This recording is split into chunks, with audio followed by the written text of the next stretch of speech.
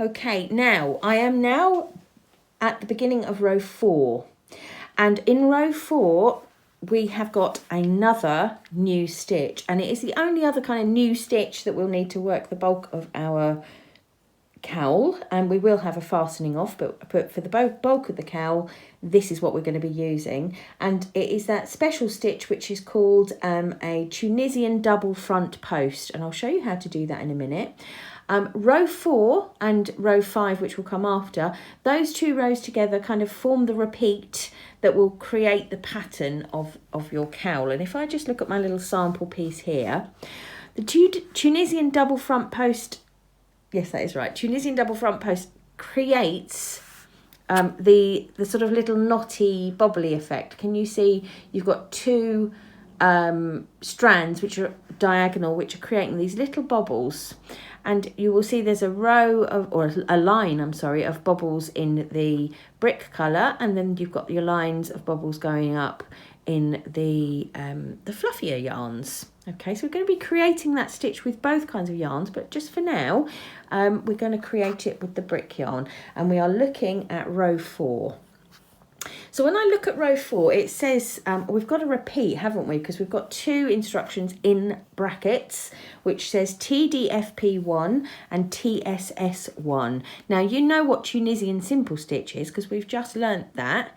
So, but to enable us to complete this repeat all the way across, we've got to learn that TDFP, that Tunisian double front post. So let's get on with that. Right, so I'm here, I'm ready to start. And we start with this TDFP. So how do we make that? So the good news is we're going to look for the same sort of place that we had been working before with our TSS, which is these uprights, okay? The upright posts, as you can see, going across. But we are going to be working into this upright and also the one below it for the TDFP. We have got two places to work to complete our stitch. Let me show you what I mean. So I'm going to start by putting my hook through that pink upright, just as I would if I was doing the simple stitch. Pull up a loop and leave that on my hook. I'm now going to do the same thing but in the upright directly below, so it's in the brick upright this time. Put my hook through, pull up a loop, and I've now got those two loops together on my hook. What I've done is I've increased the stitch count there, haven't I? So that's no good at all. So I haven't completed my stitch. I need to go yarn over and pull through those two. And then I'm back to the one stitch that I need, and you will see it's created those two little diagonal lines which create that little sort of bobbly effect. And that is a TDFP, a Tunisian double front post. That's the first part of our repeat in the brackets. The next part is TSS1, so Tunisian simple stitch 1. So all I'm going to do is go into the next upright and pull up a loop. And that's Tunisian simple stitch. I don't need to do anything else there. So those two there are my one repeat. That's the instructions in the brackets. Let's do it again. So TDFP, I start by going into the next upright, the pink here, pull up a loop, and then I'm going to go into the upright directly below it and pull up a loop. And I've got two on my hook there, yarn over and pull through to complete that stitch. Okay, and then its partner, the Tunisian simple stitch, goes into the one next door. Okay, and that is all you're going to be doing all the way across, one of each stitch alternating. So the tips here are, make sure you don't miss your stitches, because once you've done one of these fellas, these TDFPs, because they're a little bit bulky, they can cover up the next upright. If you do, don't worry, just pull it back, it's not a problem at all.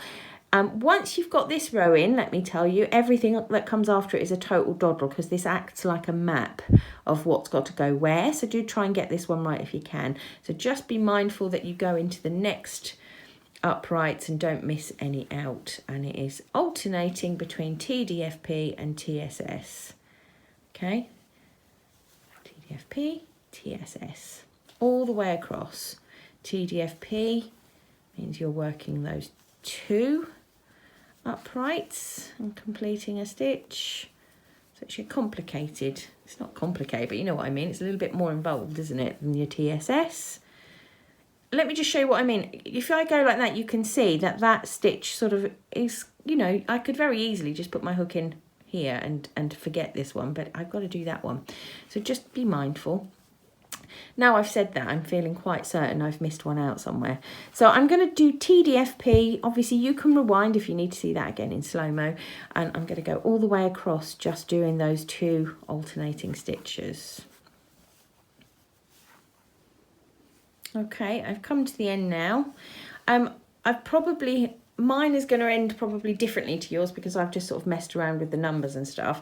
So I've done my last TDFP TSS and I'm still left with one on the end. And I'm just going to do another TSS on the end there. You probably won't have that extra one, so don't take too much notice of this, so don't worry about it too much. But anyway, there I am. If you look, you can see those alternating stitches all the way along my row. And I have done the sort of, I don't know whether you'd call that, I suppose you'd call it the first pass, I don't know. But I've done the half, if you like, of row 4. And I am over on the left, so we know I'm not finished. That means I've got to do the return pass. And it is, again, exactly the same.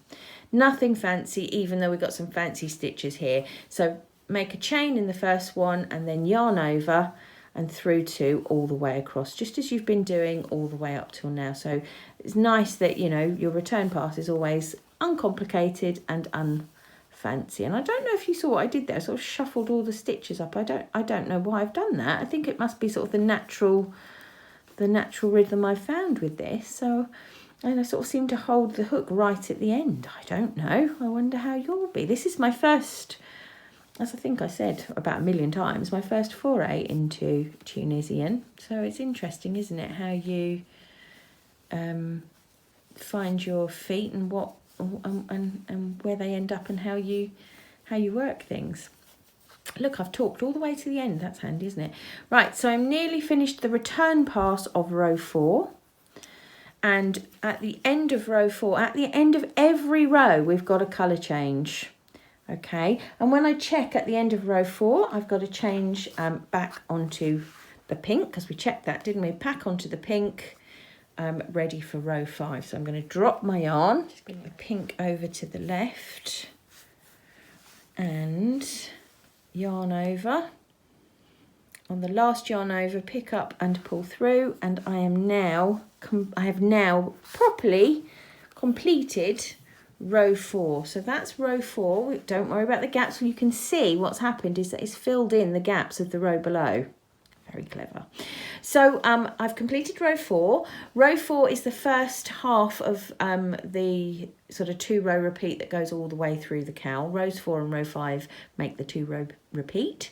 And you have learned the Tunisian double front post, and that, my loves, is as complicated as this project is going to get, but I'm going to show you row 5 to make sure you're completely happy. So I'll see you in row 5.